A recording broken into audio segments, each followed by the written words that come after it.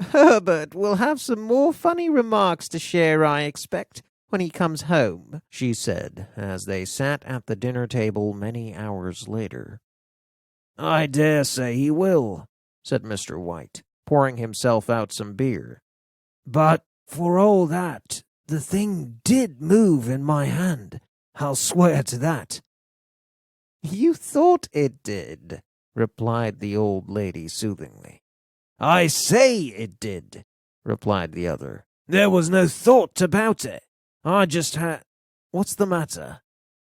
His wife made no reply. She was watching the mysterious movements of a man outside who was looking in an undecided fashion at the house. He looked as though he was trying to make up his mind about whether or not to enter. She noticed that this stranger was quite well dressed, and unbidden, the 200 pounds from the night before came to mind. He wore a silk hat that was obviously new. 3 times he stopped at the gate, and then walked on again. The 4th time he stood with his hand upon it, and then with sudden resolution flung it open and walked up the path through the tangle of plants and trees that covered the house.